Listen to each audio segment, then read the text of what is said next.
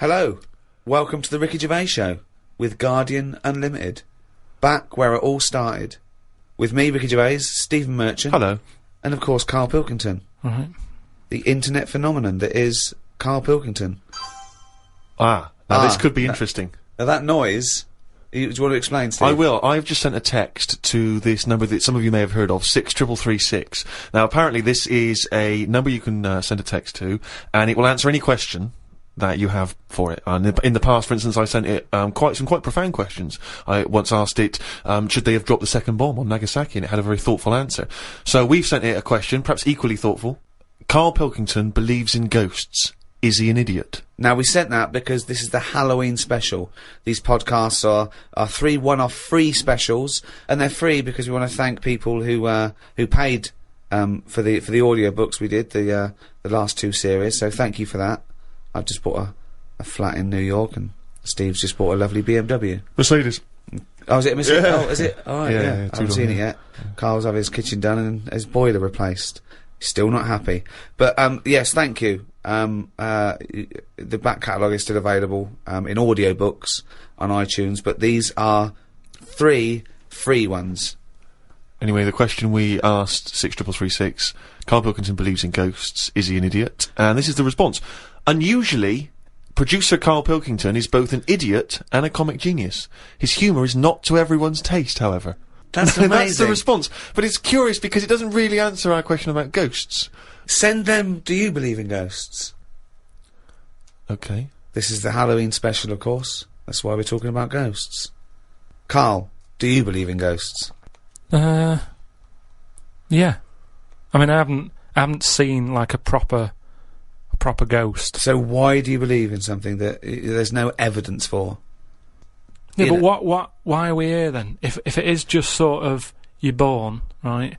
And we are useless, at least other creatures, when they're born. Well, you speak for yourself. No, but other creatures are born to do a job, aren't they? When a bee's born, you know what that's going to be doing. It hasn't got any options. That's got a job to do. And it does that job and it dies and the next one comes along. Oh. We asked it, do you believe in ghosts? The existence of ghosts is not proven. Many experiments have claimed to identify ghosts, but none have been scientifically sound. Excellent. See, Yeah, that's a sensible, intelligent, logical, thoughtful answer. Weird things have happened to me when I was living at home and was in bed one night. Where do you live now? No, but I was at my first home. Your parents? Yeah, my mum and dad's. So I'm in bed and I'm lying there, and you know you get that sense of like, oh, there's something going on. And I sort of look over my quilt and there's nothing there.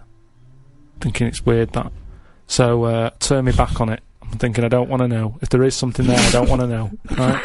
So I'm turning me back on it.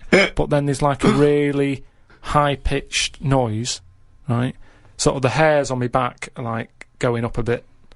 And I'm like, oh, I don't like this. And it's the high-pitched noise. You had a hairy louder. back even as a kid? No, but you know, everyone's got little hairs on them, haven't they? Everyone's got little tiny hairs on them and stuff. And I thought, oh, I can't stand this. And I turned around, put the light on, legged it downstairs. Right? And my mum's saying, what are you doing? I'm going, oh, I don't know, there's something up there. So she said, alright, then watch the telly. So I stayed up for a bit, watching the telly. Went back to bed, the high-pitched noise had gone. Went to sleep. Get up the next day. Charlie from next door comes round. He goes, Hilda's dead. Right? And my dad said, oh, when did that happen? Said, last night at 11:15. Right. That's when I was in bed. So? What are you telling me for? Because it's weird, isn't it? It's that thing of... what do you think would be weirder that no one ever died at 11:15 when you were in bed? No, but that's when all the weirdness was going on. That's when the tone was happening, my back was getting itchy and stuff. And... Coincidence.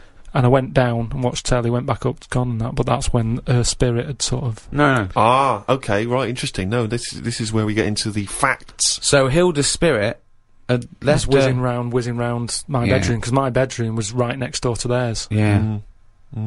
So I'm just saying, that's one. Why do they whiz round when they die? Why do spirits whiz round when they die? Because they're going, where am I going? Are they? And they're whizzing round, aren't they? Am I going down? Am I going up? No, that's Karl. Oh, no, but I'm going the wrong way. Yeah, but it's not going to be easy, is it? How do you think it works? It doesn't work. But once again, it's not proof of anything, Karl, beyond the fact that you were a child in bed.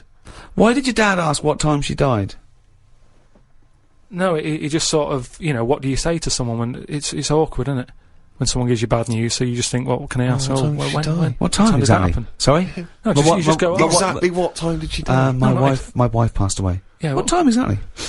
No, not exactly. He just said, that's bad. When did that happen? Like, and he said, well, thanks for asking. Quarter to 11. Quarter to 11. Quarter to 11. I remember. What did he say last night? That's weird, isn't it? Convenient, aren't they, all these stories? Or is it? Or, yeah, I mean, it's either that's exactly what happened, Rick, or he's misremembering the actual I don't know which one to plump for. But I tell you this though, go on. If we're talking about ghosts and that. Yeah. Now, Hilda. Yeah. Choose your bog standard old woman. Right. I hope that's on the gravestone. I know, yeah. No, did you do the eulogy? No, That's great. What can we say about Hilda? Bog standard old woman. Right, there's sandwiches at the bar. That's the most insulting thing you could ever say. There's nothing. No. Let's just think about Hilda lived her life. Thank you for coming to celebrate the life of Hilda, who died at 11:15 specifically, and was a bog standard old woman. Are we burning or burying? But anyway. But she lived to be quite old. Which annoyed you. In a bog standard way. But this is what I was saying about us all living too long and stuff. It just makes it worse when it does come to us being a ghost. I don't know what you're talking about again. That sentence made no sense. Just, if you are going to be haunted, right, say, I know you're going to say, well, I don't believe in them, so I'm not worried, so don't be going on about it. But say, like, your new place that you've bought, you move in, and you go to bed, and there's something moving about the room. You see it, it's a ghost. Oh no. Okay, let's for the sake of argument, more likely a Siamese cat called Ollie. No, because that's probably got its own room, right? But what I'm saying is, would you prefer to have an old person moving about looking at you, or just a young person? I'd prefer a youngish person who looks normal and is sort of floating about, and you go, all right. That looks normal, floating about. No, but an old woman would really scare me. And ghosts are always going to have a bad reputation because they look scary because they're old. So that's... You talk absolute shit. That's all I'm saying. So Can you believe we ever charged for this? No, but look, if we are going into another life, right, after this... Which we're not, we move on to another life. Yeah. We're not going to move on. That land, say if it is like another world, where we go and we plough fields and we grow croppage. We grow crops, if you want. Yeah, well, I would like to use the English language. No, there's too much fruit about, so just a crop. Just something we need to get by. Fruit about. He's got an answer for everything. That's so we grow some crop. Yeah. So you grow your crop, and now, if we're all going into that other land or world or universe, old, who's going to do the cropping?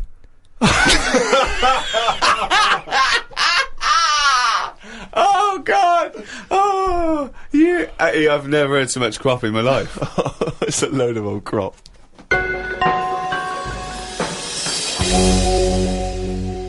I had to go for an ultrasound, right? Isn't that what you do if you're pregnant? Yeah, but do you know I've had kidney stones? Are you expecting? We talked about it in the other podcast and that we've done, right? I've had a kidney stone. I don't want to go on about it. But it was painful and that. Well, you are going on about it. Yeah, there was nothing. No, I'm just saying. It's routine, don't worry about it. It's not routine. Why do they have to keep going back then? Why do they have to keep going back? You're questioning me. You're getting into a routine, keep going back. It's better than working it. You don't have to sell the book. No, holiday or hospital. Holiday or hospital. Holiday or hospital. I don't know. I'll just say that we've got a book out, right? The World of Karl Pilkington. It's out now. When he goes on holiday the first week, right? He's in and out of hospital. It's doing no good. He's got to go in again. He goes away with his family like twice a year. Goes away with Suzanne's family twice a year. He's now said he doesn't want to do any press for it because it's boring, or he doesn't want. Why aren't you plugging the book? I mean, if you're an author, you've got to get behind it. I've bought books without hearing someone telling me to buy stuff. No, you're lazy. You're lazy. I'm not lazy. It's just that I'm sick and tired of putting telly on or the radio and having people telling me, "Oh, you've got to buy this, you've got to buy that." No, I don't have to do anything. I'll have a look myself when I'm in a bookshop. Let them just find it. But there are hundreds and thousands of books, Carl. They may not find it. Well, You're just trying have to a look. direct them towards it. I don't want to direct them to it. I just, if you come across it, But most why of have the you books, put all this work into this book, all these illustrations you've done and because extra I material? enjoyed it for me. Right, but you don't want anyone to read it, Yeah, so they why will just put it read in a drawer? They will read it. They'll find it. People will find it. It's in the shop, isn't it? I'm always finding little books on different things and what have you. Yeah, but you don't read them. You read the first couple of lines and you get it wrong. What, So I went back, right, and I had the ultrasound thing where they're looking to see what else is in there. And when I was in the waiting room, there was a woman there.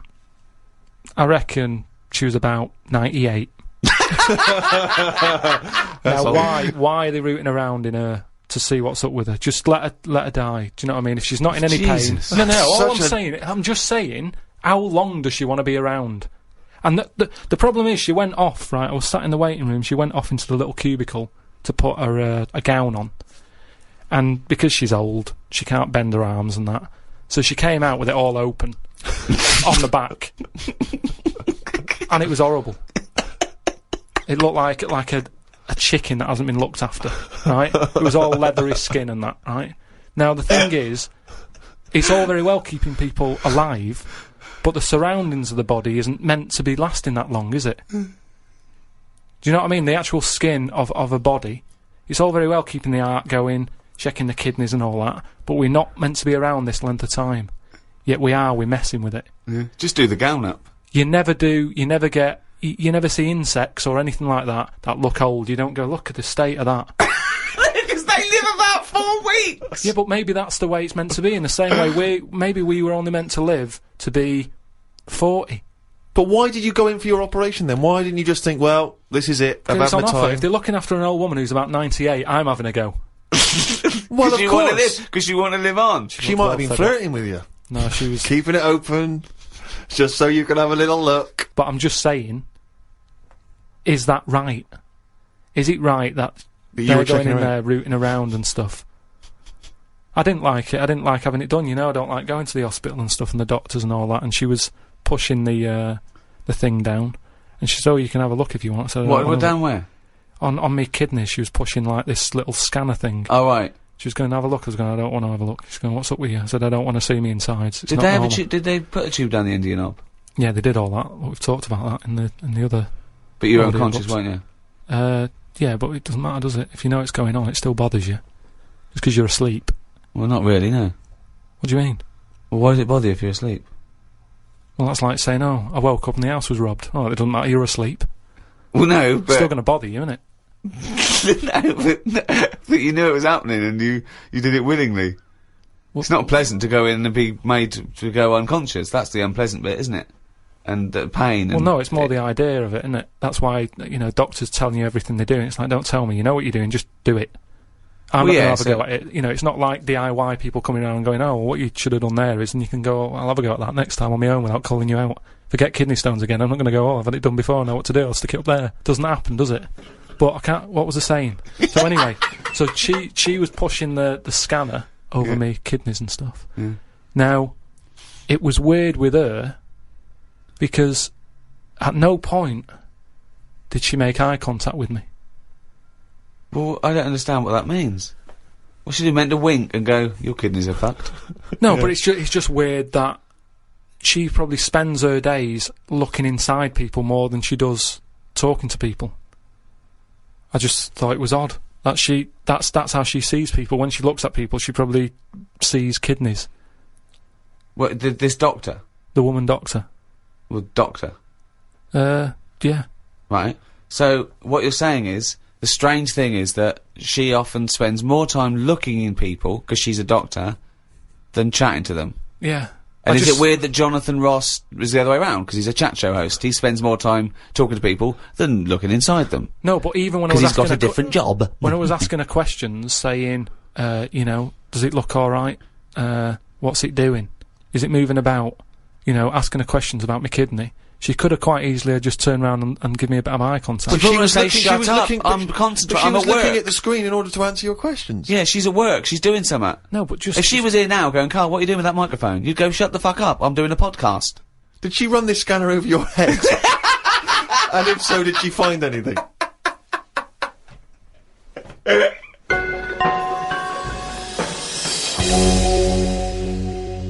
We'd like to try and educate Karl, Rick, as you know, as we have done since we've known him, really, and he doesn't really seem to absorb any information. No. And I was asked recently, when I was going back to Bristol, if I would come and talk to a classroom of school children. All right. You know, just talking about careers, and particularly my career. And I went down there. It was in Bristol. It was an inner city school, quite rough area. You're a son of Bristol. You're exactly. They love me. You're a down there. celebrated son of Bristol. You're a Golden Globe winning person who's returned to the homeland. It annoys me when I go down there that I'm not met as I get off the train like the Beatles used to be when they came back from America. By a mayor and a brass band. Hordes of people, ticker tape. Forever this day will be called Steve Merchant Day. Exactly. It frustrates me that I just sneak back into town and there's no fanfare. Yeah. But basically they asked me to come talk at this school, and I sort of batted them away and said I'm too busy. And so I foolishly left them the opportunity to ask me again, which they did, and I didn't have a decent excuse, so I went. And I was expecting to talk to maybe a room of sixth formers. They were 9. These kids, 9 and 10 years old. But I realised as I was walking into the school, I was suddenly really nervous. I was more nervous than anything I've ever done. Because I realised that I've not spoken to a child like that since I was a child myself. I've never interacted with them. So I didn't know at what level I would be able to pitch this talk. You know, I didn't know what they understood, what ideas they understood. Obviously, in my mind, I was picturing Karl, and then I was ratcheting it up a few years. Sort of IQ-wise. Yeah. And I went in So there, what did you talk to them about? and I was supposed to talk about careers, and I realised very quickly that they didn't really understand conceptual Did they ideas. know who you were? Not really. One or two of them vaguely knew. One of them went, "What's Rick Gervais like?" And I said, You got a deep voice. yeah. Actually, that was one of the teachers. And I'm supposed to be talking about careers, how to get into careers, and I start trying to explain the idea of being a writer, and I say that it's very important to be able to get inside other people's minds, you know, figure out how they think, and how, you know, and trying to understand other people. But this, they didn't really seem to grasp. They started talking amongst each other. You know, they were just losing interest. I lost them straight away. I was devastated. Oh no. So then, and this is the worst thing, right? I started lying to them. Because I realised that every time I told a slight lie, because I thought they'd be interested, they were. So I know Justin Timberlake. You're not joking, right? They said, one of them said, "I understand you used to be a DJ," and I went, "Yeah, it's great being a DJ because you get to meet pop stars like Robbie Williams and Beyonce." Never met either of them. Never met them. And they went. One of the kids went, "What's Beyonce like?" and I went, jokingly, I went, "You wouldn't like her." And I said, "No, I'm joking. She's lovely. She's sweet. She's good as gold."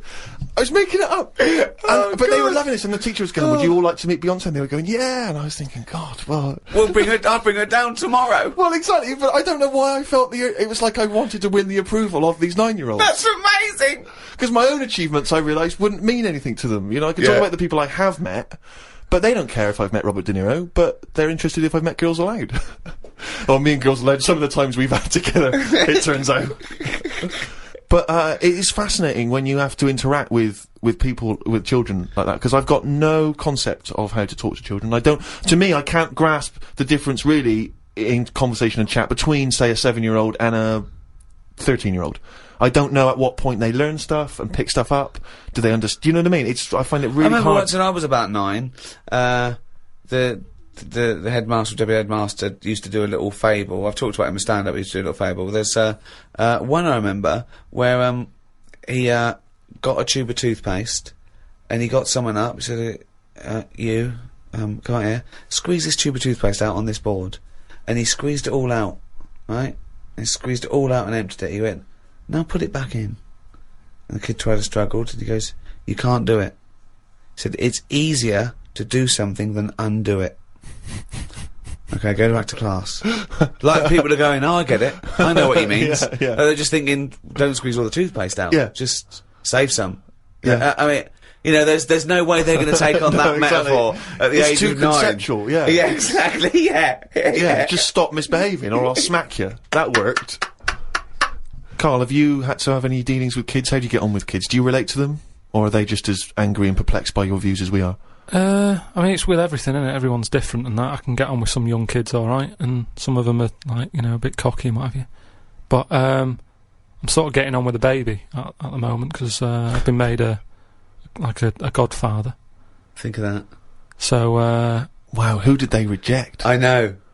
No, I mean, who said no? Yeah. Well, I did at first, and Brilliant. then Suzanne said, "Look, it's not really a choice. It's not like a job interview or something that you're thinking about. Is it a good thing? So you've been asked.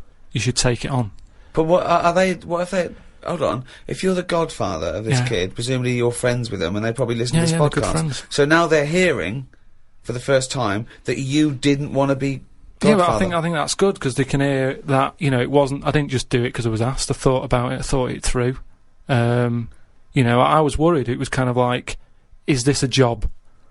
And I was just. Well, it's nothing but tokenistic, is it? You're not. Well, really this is what I looked into. I said we went back, and I said, right, I've been thinking about this thing. I've heard that it's my job. If anything happens to them, I've got to kick in. I'd have to start looking after the baby. So I said, right, how many of you are in your family? If that happens, am I going to start getting a phone call or what? And they said, no, there's a big family. You're not. You're at the bottom of the list. So I was like, how many? And just finding out what their age is. And I've only got a small flat. It would have to sleep in the sink or something, right? So I checked all that out, and all safe. So this baby is spooking me out a bit because it doesn't blink. And that's pretty weird when you're sort of talking to it and you're thinking, it's not blinking. Are you sure it's not asleep? No, honestly, it's weird. If something doesn't blink, it's like it's evil. Because blinking just makes something look a bit more friendly, doesn't it? And I was stood there, talking to it. I just tell it little stories about anything. It's lying there looking up at me. How old is it? It's must be about 2.5 months. Well then, why are you telling it stories? Because it likes it. But it's just weird how, then I'll sort of forget the story because I'm looking at it going, it's not blinked yet. It's been about 10 minutes, it's not blinking.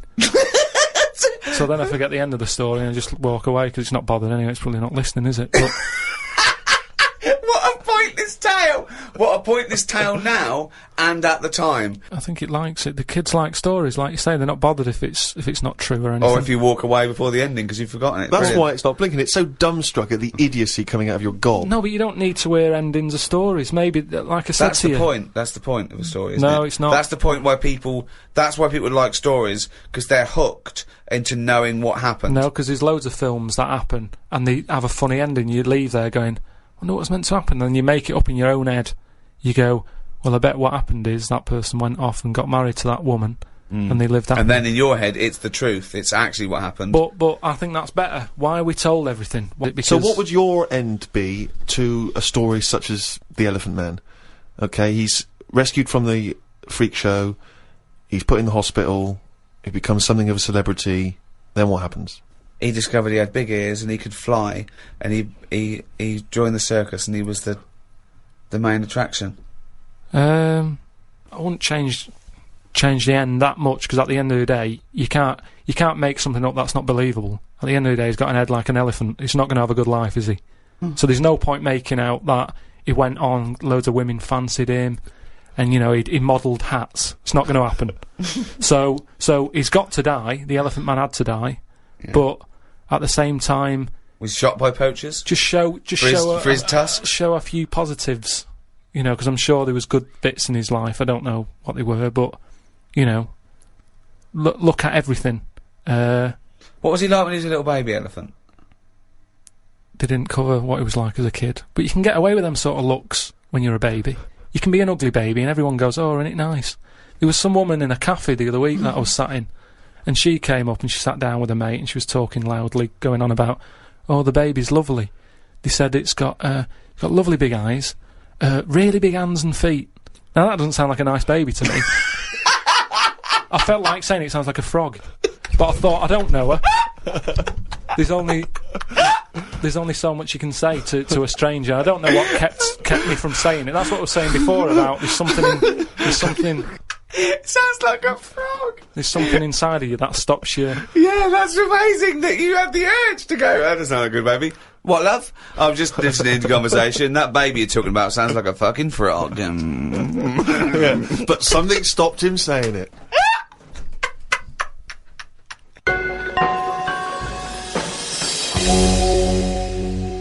I just came back from America, and they love Halloween. They're obsessed over there. I mean, it's a proper thing out there. Here it's sort of half hearted, a few people, a few middle class families, sort of. But do you think it'll get up. more popular here though if we do find out that ghosts are about? Well, that'll never happen because they're not. No, okay? but if they did, then suddenly that would be a big. Well, big day. America makes things famous now, because of film culture and everything. So yeah, it's all from that. I doubt we celebrated much at all, did we, 50 years ago? So I think it's crept up. Certainly over here we didn't, but it's been largely introduced over here through commercial ideas, isn't it? We can sell stuff for and film and things like that.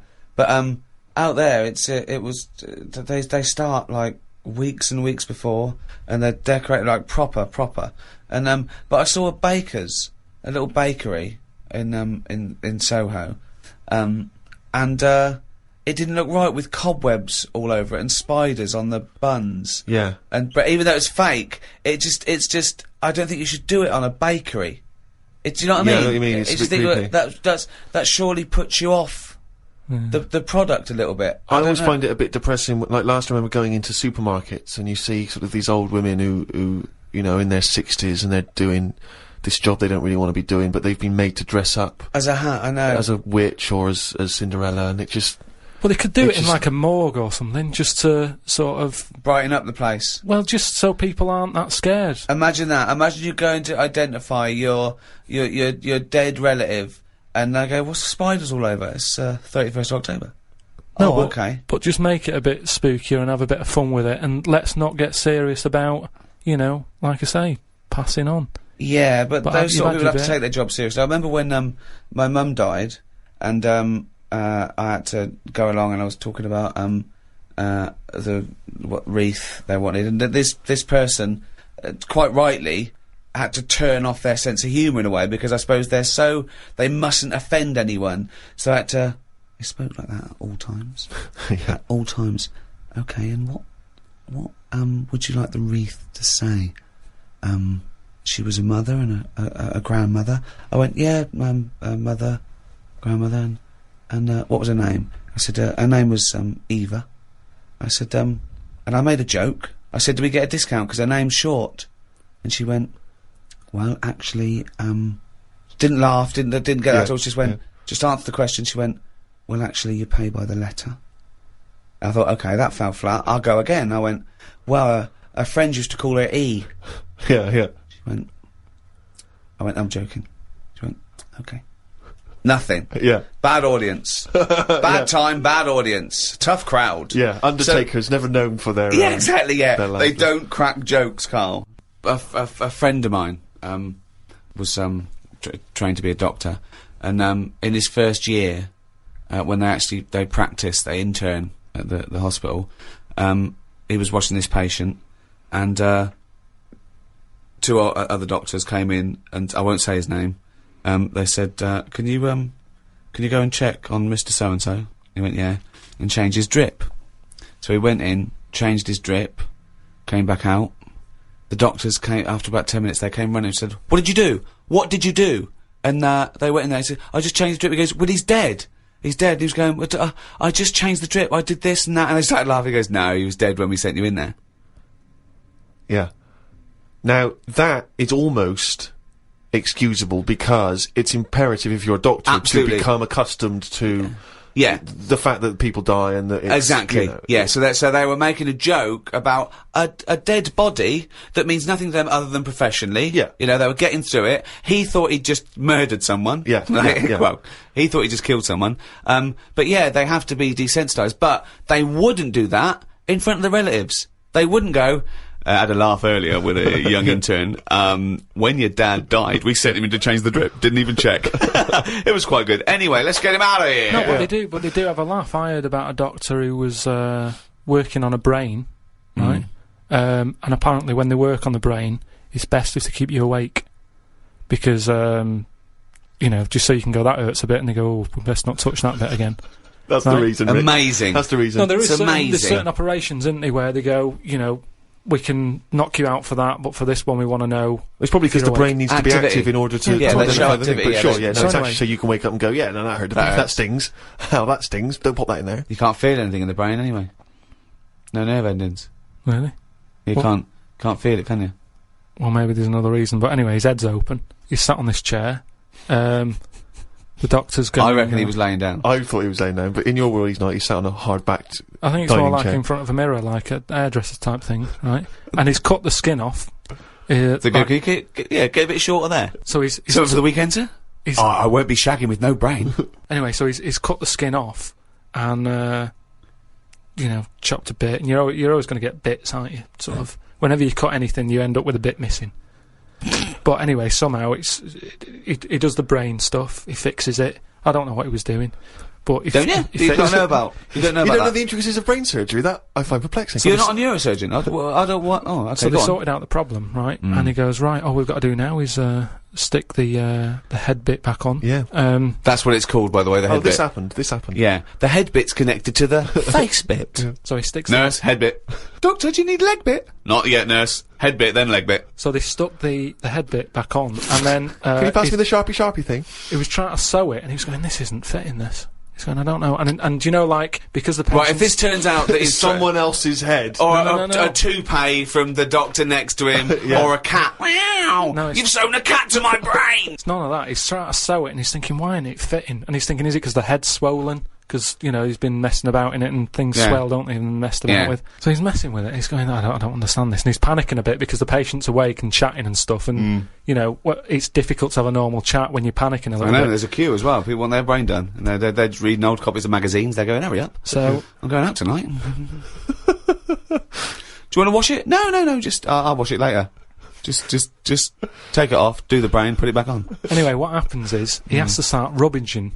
To start rummaging? Sort of rummaging. Rummaging. No! There's no N before the first G. Rummaging. Well, he starts looking through the, he starts having a look through the bin. Because, what? Because he knows he's chucked a bit away of the skin. Right. Where is this surgery where a bloke's sitting up in front of a mirror and there's a bin? Is there a little basketball ring above the bin as well, so when he throws things it goes through there first? I'm just saying that's what happened, and you were saying about things that happen, and you've got a joke about it. So he's rummaging, and what happens? He said to him, the fellow was starting to sense the nervousness, and he said, what's going on here? And he says, oh, you're never going to believe it, I've lost a bit of your skin. Lost a bit of your head, yeah. I can't Why is he cut? I don't understand, why is there... Why is it in two bits? Because things just break up, don't they? It's like chicken. When you see him walking around, everything's in place and it sticks together. You cook it, suddenly it all breaks up.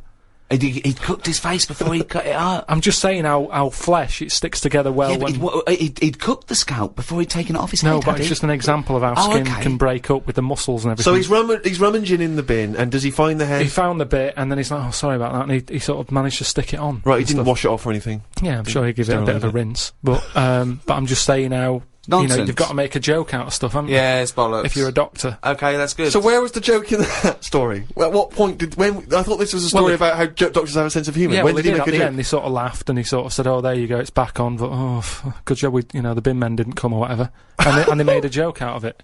I've never heard such nonsense. I've never heard such nonsense. Right, Carl, let's do a competition. Chance to win some of the product that we've got out that Carl doesn't want to talk about because he's too lazy. No, it's not that. If it's well, if you do want to win a copy of this book, Ricky Gervais presents The World of Karl Pilkington. It's by all three of us, and it's some of the musings and thoughts and ideas from the podcasts. Carl has got some new theories. It's illustrated throughout. By Karl Pilkington. By Karl Pilkington. It's got excerpts from the diary. They're genuine, aren't they? They're photostated things from the diary that people haven't seen, and it's fascinating read. We can sign that. We can also give you a copy of this new 3-disc set, CD of the best of... Is it the first series of the Ricky Gervais Show? Yeah, well, it's got everything, actually. It's got the whole 12 first series that we did with the Guardian Unlimited, the award-winning, record-breaking podcast. It's also got some excerpts. If you want the best of, you can put that on. And it's got 1 hour of new material, which we recorded especially for it, but you can't get that. You can't buy that in the shops till the 13th of November. And I'll throw in the new Flanimals book, Flanimals of the Deep. It's the third in the trilogy, Carl. Are you excited about that? Yeah. And the question is, do you want them? Okay, that's the quiz question. That's the quiz question, yeah. Okay. Is that a trick question? No. Just the first correct answer. I'm not going to know what the correct answer is, but do you want them? And think if you do want them, then that might, what's the answer? And you can send that to podcast@rickygervais.com. Include your name and address, and if you're the lucky winner, then we will send this stuff to you if you want it. And it's the first come, first serve. Okay, so the first correct answer to the question. Do you want it? Do you want that stuff? Do you want Flanimals and the CD box set and the book and that? Okay, well, if you know the correct answer to that, podcast@rickygervais.com. Good luck, everyone.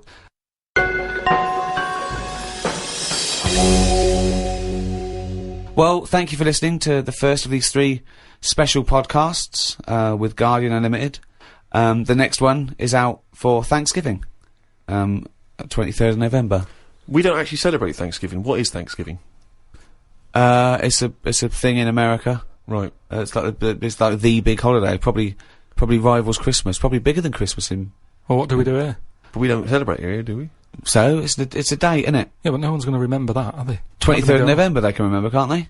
Yeah, but it's nice. Well, they should remember that's one day before my birthday if we're going to celebrate anything. Okay. Well, you've got this one. The next one's the 23rd of November, and the next one's the 25th of December. Well, how can I remember 25th of December? Well, Christmas. that's fair enough, that's Christmas, but Thanksgiving, we don't celebrate Thanksgiving. Okay! The next one's out about the 23rd of November, then after that, about the day before my birthday. Oh, they're going to remember that, aren't they? It's Steve Day in Bristol. Yeah. Anyway, if you've enjoyed this special edition of The Ricky Gervais Show, the entire back catalogue is still available on iTunes under audiobooks, by the way, not podcasts.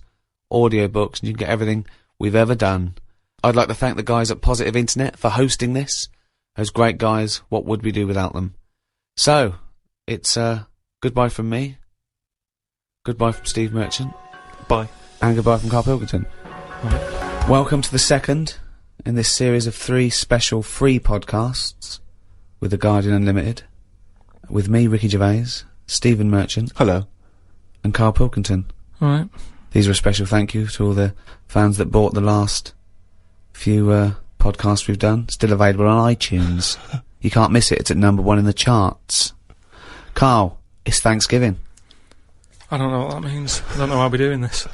I'm slightly in agreement with you, actually. I don't celebrate Thanksgiving.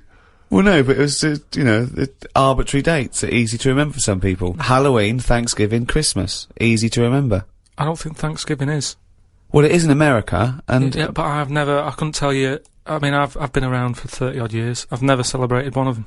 I've never done anything about it. No one has. I don't know any relation who has ever said, are you popping around for Thanksgiving? I don't know, when is it?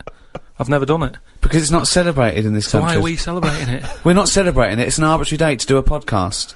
I just don't know what it's about. I mean, before you celebrate something... You don't celebrate Halloween, do you? But we did that. No, but it annoys me how people don't actually know what the occasion is, but they celebrate it. Kids don't know what Christmas is about these days. It's just like, oh, I'll get some toys.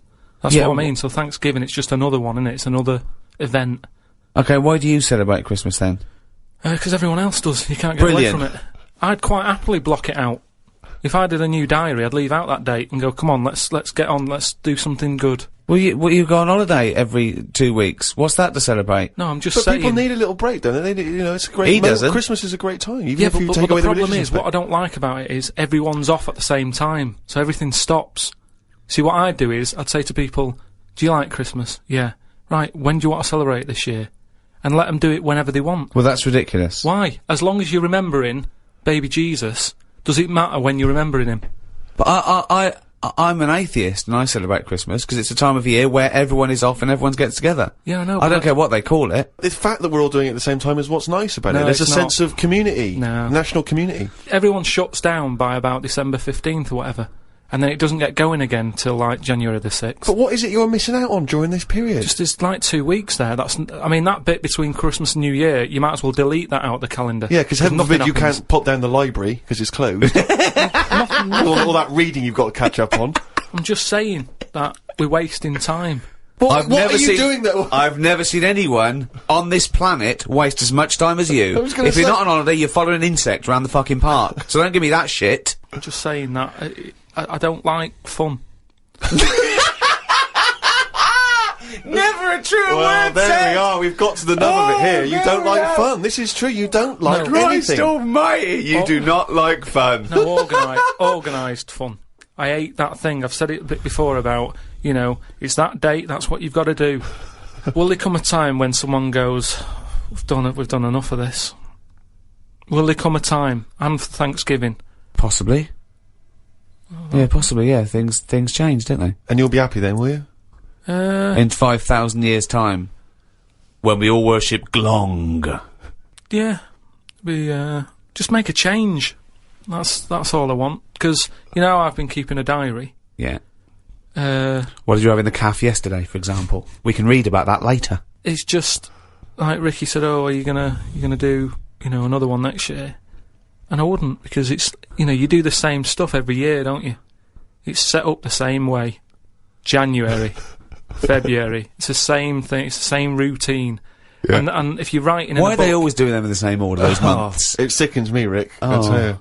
You see, it's just easy to put stuff off whilst we've got this calendar, whereas if you didn't have a date, you'd have to do everything straight away.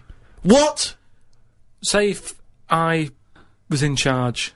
Oh, God, heaven forbid, yeah. And someone said, that building needs knocking down. Yeah. It's dangerous. If we didn't have a calendar, you go, let's do it now then. Whereas, because we've got a calendar, it's easy to say, next Wednesday.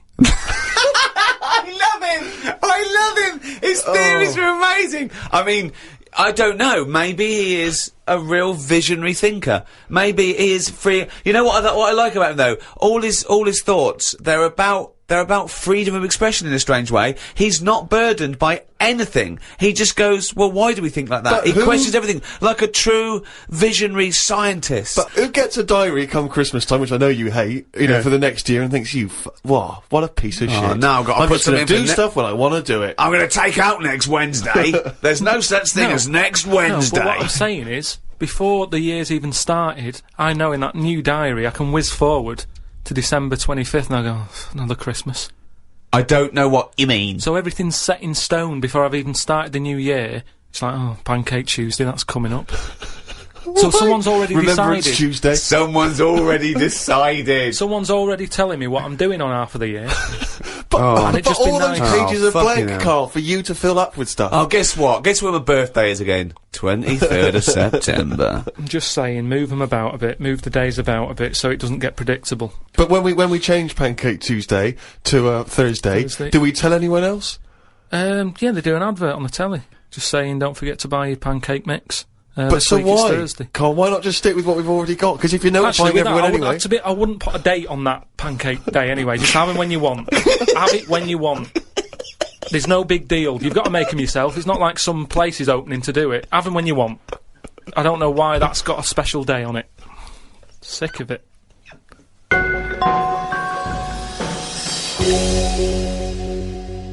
Happy Thanksgiving.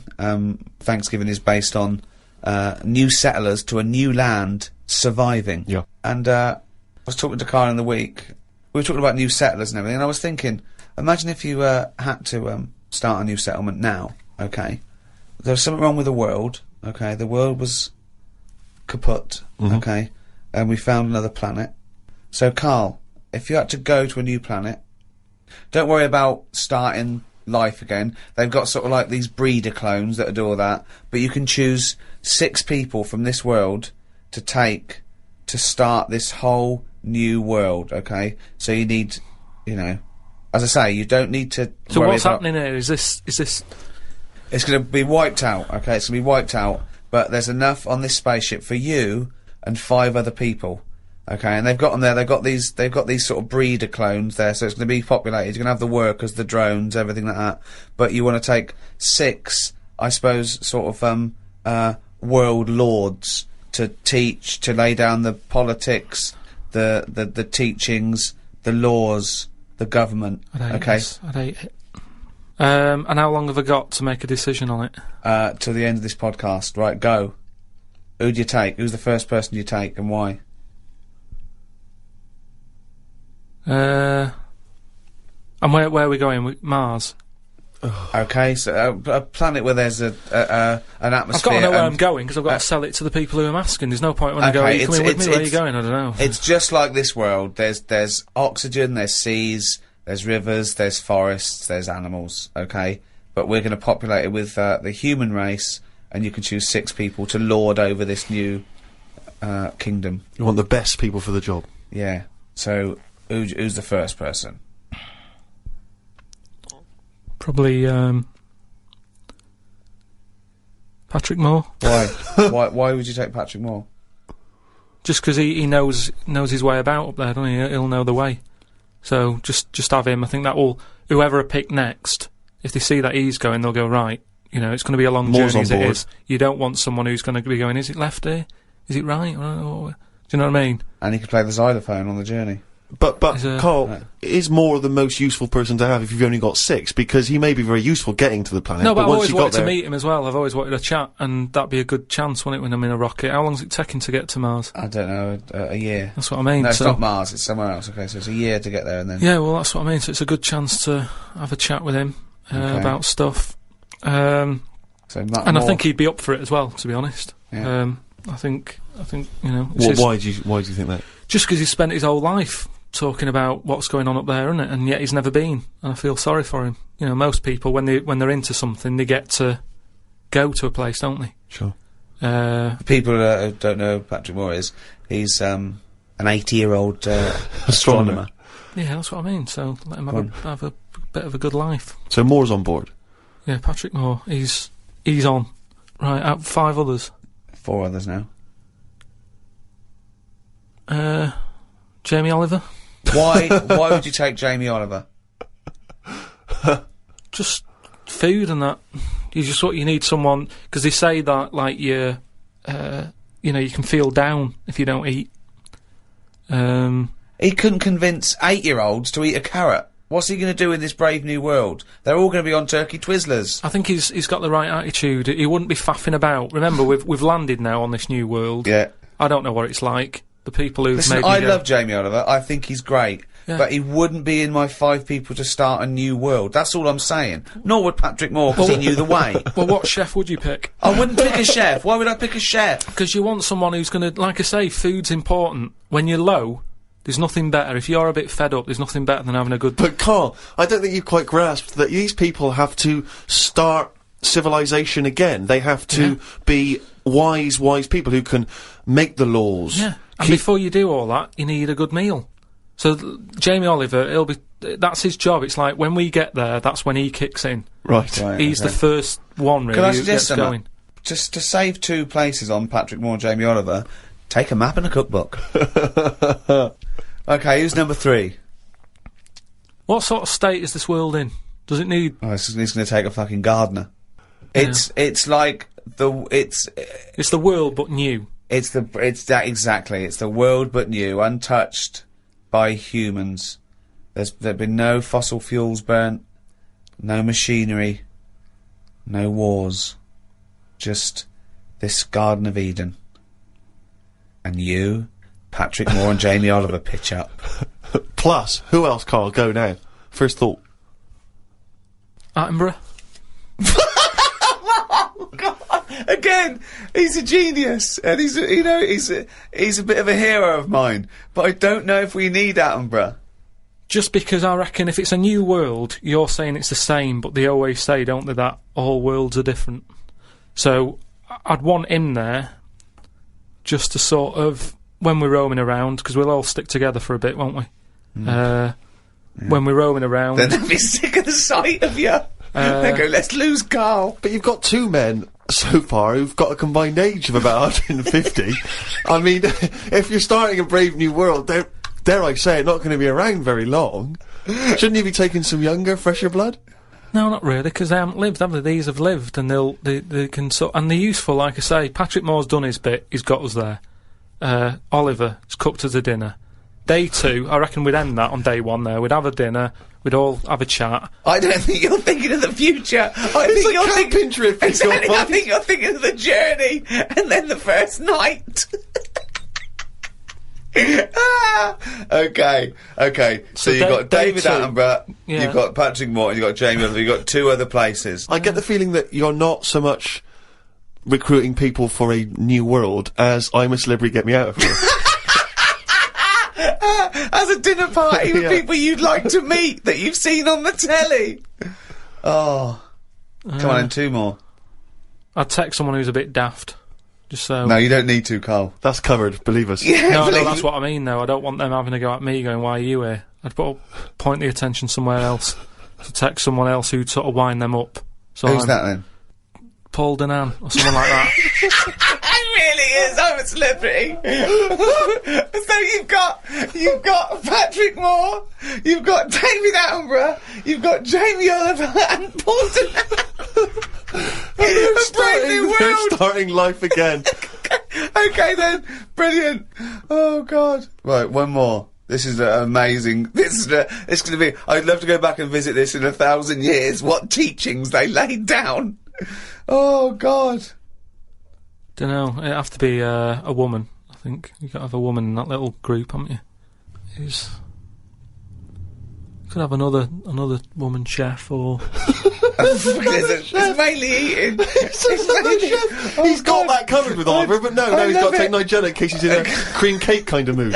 Oh God. Delia Smith was furious. She'd packed her bags and everything. Or a nurse. Now you're thinking. Abby Titmus?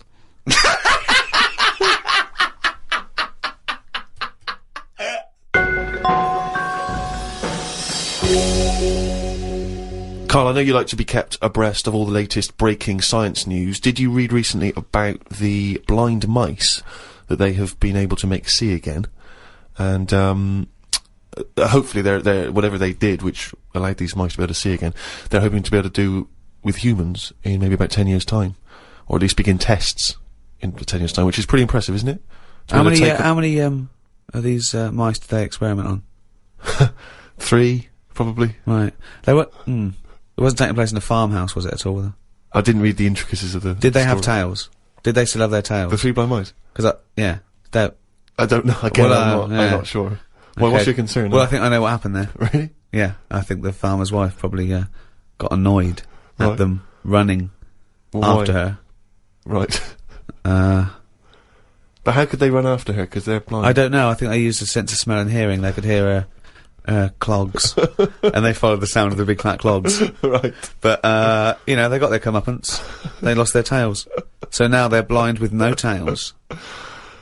Is that not the story? I think you confused. Okay. Another more recent story. Okay. With that one. Okay. Yeah. Well, we'll leave that then. I don't know. Carl, thoughts though?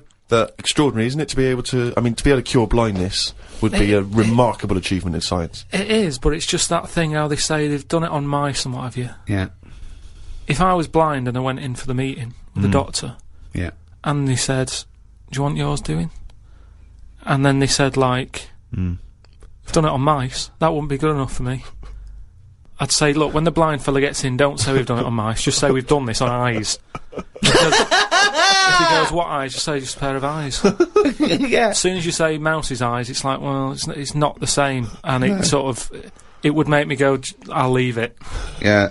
And then you wake up and you can see, but you've got very tiny eyes right in the you've put in mice eyes. I'm scared of cats. It's just eyes. I think I just don't like having my eyes messed with, and even if I was blind, I wouldn't like it. Right. And I think mine are more active than most, my eyes. What do you mean? Well, I went for a what's-her-name, Steve, you don't know. I've had problems with my legs. Oh. Christ almighty. He's the same, what are you, 33? He's a hypochondriac. And you talk like you're a 70-year-old honestly, the slightest thing, he's got time off work for this. We went to the dentist 3 times in 1 week. He goes, now his leg's rubbed 2 times a week for some reason. I don't. In and out of the kidney hospital, and they're going, there's no kidney stone, Mr. Pilkington. He's going, oh, right. Christ almighty, do some fucking work. No, the thing is, I've been, in the last, 30-odd years, I've been working hard, and I've let my body get run down a bit. How have you, you're 30, what are you? 33. Right, 33, sorry to start off with such a hard question. But how have you been working for 30 years? Well, I just have. I sort of, I got on with it. At 3? At 3? No, I'm Well, you just didn't get on with anything at school, did you? Because you were just pitching about. Yeah. You weren't working out there. What was the first job you got? How old were you? I was 15. Right, okay, so you've been working for 15 years then, okay, good, Yeah, but right. I had my paper round when I was 10, didn't I? And that was hard graft. That's why I'm bald and that. Getting up at 4:30. It all adds up, doesn't it? All adds up. So anyway, when I kicked my height when I was a kid... He always says this, like it's a classic story that everyone should know. Everyone knows, and also right. the phrase "kicking my own height." Yeah. No, explain what you mean. Just kicked my height when I was a Kick kid. your no one understands. You Carl. kicked your leg up to the kicked height my that you were at that time. Yeah. Yeah. So I if kicked you were, my height. It's not a well-known phrase. You can't just go, "I kicked my height." so you're 4.5 foot, and you've put your toe up into the air 4.5 feet by kicking. Yeah, but I landed on my back. Right, I okay. didn't Imagine seeing that in the playground. They go, get Karl Pilkington to kick his height. I bet he falls over like a fucking It wasn't penguin. in the playground. My dad got me to do it in the garden. Brilliant. But So- why did He you fall sold over? tickets, the neighbours were cracking up. Yeah. Why did you fall over? Did you hit I just yourself in didn't, the I didn't head? have kicked the height. I mean, my leg got high up, but I was that chuffed that I got that high, I didn't think of putting my leg down again. What's it look like? What the fuck did that look like? He's got to think it all through. I thought it was automatic. No, In I life, didn't. It stayed there. You sort of stay balanced. Christ But you didn't almighty. think, well, I'm loving this. This is brilliant. But what should I do now? I got my leg up. I'll just keep it up. Whoa! It looked like a Hitler salute with his leg. What were you doing? So anyway, I landed on my back, Yeah. and I did some damage, I think. And it's because Definitely. of that. You sure you didn't land on your head? And it's because of that, like all them years and what have you. Yeah. I've had like a trapped nerve in my leg. Right. So I thought, right, now's the time to have it done, because when you get older, I mean, it was the kidney stone thing. Once you've sort of looked at, death and what have you, it just makes you think, got to start looking after Do you your think you body. could die of the slightly bad leg that you've had for 15 years? Well, Do you think that'll eventually kill you? well, it could do if I can't run away from danger quick enough. Right. Again, you're thinking of Jurassic Park coming true. Well, whatever though, I'm just saying, you've got Yeah. to look after yourself. You know, if there's anyone listening could out always there hop. who's got a problem, get it sorted. I'll tell you what That's all though, I'm saying. if you have to fight off danger and you kick them, put the leg back down immediately after. So anyway, I went to see this fella, to like a professional leg rubber. Professional leg rubber. Yeah. And he sort of said a few things that were quite interesting. Remember that time when we had a chat on the last lot of like podcasts? I said, am I in charge of my brain, or is my brain in charge of me? Yeah, do you remember what I said? It's the most stupid thing you've ever said. Yeah, well listen to this then. So I go and see this leg rubber, Professional leg rubber, yeah. right, and he is professional. Yeah. Right, so Remember, leg rubber. You haven't said doctor at any point in this conversation. He's a leg rubber. So this however profound this is, it came from a man who is self-confessed professionally leg rubbing. Not just leg. Does he do back, left and right? Or? back rubbing as well? He does it all. Right. Right. So I'm in Professional there, rubber. and I didn't mention about how I thought my brain was in charge of me and stuff. I'm lying there. He's bending me about and what have you. The first problem he came across is that my nerves aren't long enough for my Right. body. I don't know. My nerves aren't long enough for your body. He was lifting my legs up and I was going, right, whoa, stop that a minute, that's hurting that. He's like, what do you mean? He said, I've only got them like just about... Well, that's your tendons. No, but your nerves are in your legs as well, and your tendons don't hurt, it's your nerves that kick in. It's your nerves that make you go, Well, yeah, that but they hurts. hurt because your tendons are being overstretched. Well, I'm just telling you what he said. Right, so he lifted the leg up, and I went, right, Was stop this doing above a that. laundrette, this surgery? No, it's a proper place. He had like towels and all that on Oh, okay. Oh, he's got towels Oh, there. okay, yeah. the... So, Definitely a laundrette. so I'm lying there. Other people's towels. He's got towels, underpants, bras. Halfway through he said, you haven't got 20p, have you, for the dryer? Okay. So I'm lying there, and he lifts the leg up, Yeah. and I'm like, oh, that hurts a lot. So he said, oh yeah, short nerves. And I said, what do you mean? He said, your outside of the body is longer than your inside. Right, he doesn't sound like a doctor. He does not sound like a The doctor. outside of your body's Yeah. longer than the inside. So he had me lying on my front and what have you, and he was sort of crushing me back. Right. And he was going, does that hurt? I said, yeah. It was like 48 quid this as well. Putting me through all this pain and what have you. Well, you got some good advice, though. He said, you're pretty stressed. And I said, yeah. So it's, I've quite a bit of stress in my life. And I explained to him about the kidney stones and that. I said, oh, that's that. He probably went, oh, shut the fuck up. He probably said that. He said that's where you were probably got a lot of tenseness. And A lot of tenseness. Is that the phrase he used as a trained professional rubber? He's a doctor. He's definitely a doctor. So anyway, he said, do you relax much? You haven't got any Lenore, have you? I want these sheets to come out nice and soft. He said, do you, you should learn to meditate or something. He said, because you're all tensed up. We're living in a stressful world, as they tell me about it. So when I was telling him that I have problems relaxing, he said, that you're obviously the sort of person who's gullible enough to spend 46 quid for this hokum. He said, you're the sort of person whose brain is in charge of them, rather than them being in charge of the brain. So all you did was you met a person as stupid as you. Yeah. No, but I thought it's interesting that this is what he does for a living. Yeah. And he picked up, that was the first visit, I'd only been there about 22 minutes. Yeah. You get half an hour for 48 quid. Right. But, he picked up on that within like 15, no, he saw 20 right minutes. fucking sucker coming. No, he did pick up on that, yeah. But anyway, don't go to him again. The reason, I am doing, I've got locked into it, I've got to go at least another 3 times. Why? I'm trying What to do get you out of it. I don't know, I didn't realise that you have to have a minimum amount of things. So what I'm saying I can't wait. What's the wisdom he's going to come up with next week? That'll be brilliant. I will kind of, yeah. No, but what I'm saying Your is... blood's paranoid. We were talking... You've got jealous bones. You're the sort of person whose stomach's hungrier than you. What absolute fucking nonsense. Yeah. Do you know, like how we were talking about eyes, weren't we? He said the thing is, you've got to be able to relax, and the way to do it is to focus.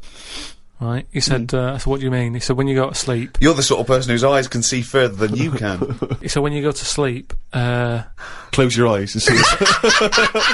Instead of just leaving them open staring at the ceiling. Carl, keep breathing. Yeah, keep breathing. Close your eyes. You're not dead. It may seem like it, but you're not. You're just asleep. So he said... oh, fuck me. He said, what you've got to do when you go to sleep, focus on your toe, right? Okay. He said, and just think about nothing else. I said... He's a witch! Did he say to put a toad under the bed? No, he just said, focus on the toe and see how you go on and what have you. Next time you come in, let me know. Anyway, I gave this a go, focusing on the toe. So what does this mean? You mean you sat in bed staring at your toes? No, this is it. He said, like, lie down, shut your eyes, and sort of look at it, sort of thing. So I was lying there, and it just wasn't working because... Oh, Carl, this isn't medicine! Because I was... You were thinking of a finger? Well, no, he found out he was thinking of someone else's toe. Yeah. Next day someone called up and said, Carl, my toe's better. Yeah. No, the problem was, I was still using my eyes even though I had them shut.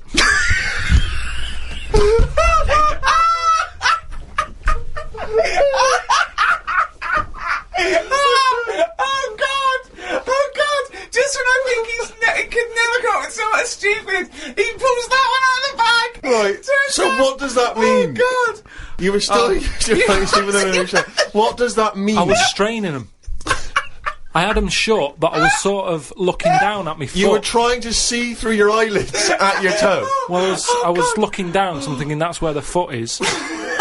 Because of that, I was straining them and they were stinging, so I had to pack it in. I'm gonna die! I am going to die! Right. So if anything, this guy's just made your stress levels worse. Yeah, that's amazing. That's amazing. Okay, if someone out there's listening, could you put in order the top 10 most stupid things Carl's ever said? And to me, that is number 1. That is now number... Well, that's overtaken... is your brain in charge of you, or is you in charge of your brain? Oh, that's amazing.